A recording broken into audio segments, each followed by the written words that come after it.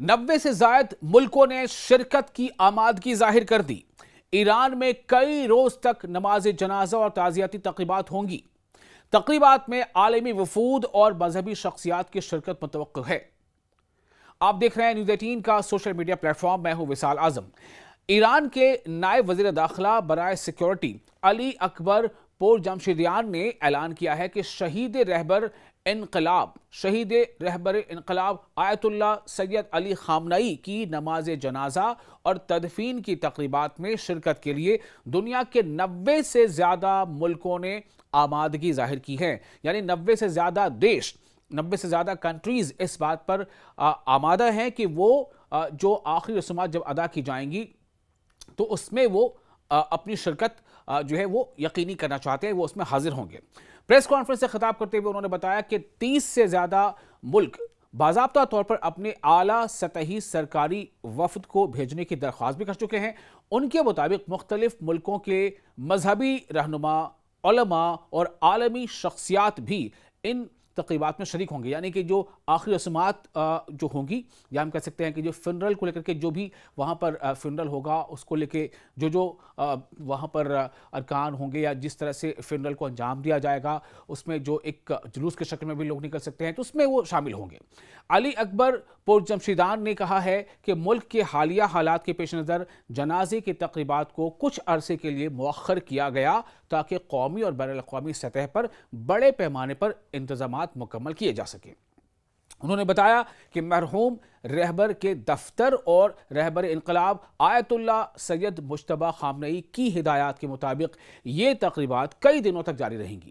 ایرانی حکام کے مطابق تمام انتظامات سپریم نیشنل سیکیورٹی کونسل، رہبر انقلاب کے دفتر اور پہلے نائب صدر محمد رضا عارف کی نگرانی میں قائم مرکزی کمیٹی کے تحت کیے جا رہے ہیں۔ اس مقصد کے لیے سیکیورٹی، ٹرانسپورٹ، بنیادی ڈھانچے، ثقافتی امور، میڈیا، جامعات اور بین الاقوامی تعلقات کے لیے الگ الگ کمیٹیاں بھی تشکیل دی گئی ہیں تاکہ تمام انتظامات کو مؤثر انداز میں مکمل کیا جا سکے۔ حکام کا کہنا ہے کہ الوداعی اور نماز جنازہ کی تقریبات ایران کے شہروں تہران، قم اور مشہد کے علاوہ عراق میں بھی منعقد ہوں گی۔ عوامی شرکت کو آسان بنانے کے لیے مختلف صوبوں میں خصوصی کمیٹیاں قائم کر دی گئی ہیں۔ ایرانی نائب وزیر داخلہ کے مطابق عراق نے بھی وزیر اعظم کے دفتر کی سربراہی میں ایک قومی آرگنائزنگ کمیٹی تشکیل دی ہے۔ یہ فیصلہ ایرانی اور عراقی حکام کے درمیان ہونے والے متعدد رابطوں اور ملاقاتوں کے بعد کیا گیا ہے، جن میں ایرانی وزیر خارجہ سید عباس عراقچی نے بھی عراقی صدر، وزیر اعظم اور دیگر اعلیٰ حکام سے ملاقاتیں کی ہیں۔ اعلان کردہ شیڈول کے مطابق 8 جولائی کو شہید رہبر کے جسد مبارک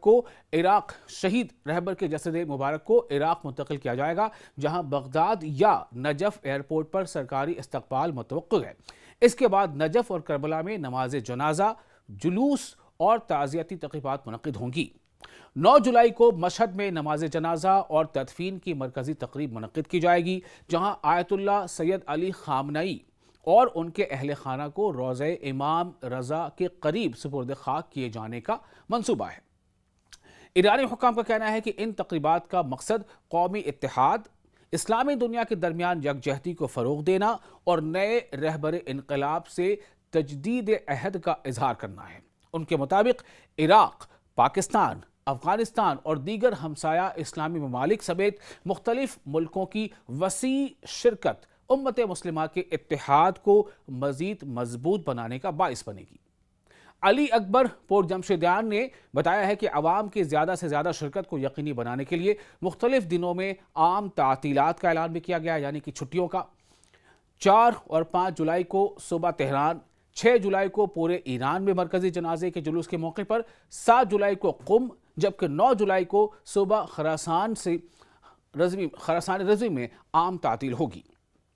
آپ کو یہ ویڈیو کیسا لگا؟ اس بارے میں آپ اپنے تاثرات ہمیں شیئر کر سکتے ہیں۔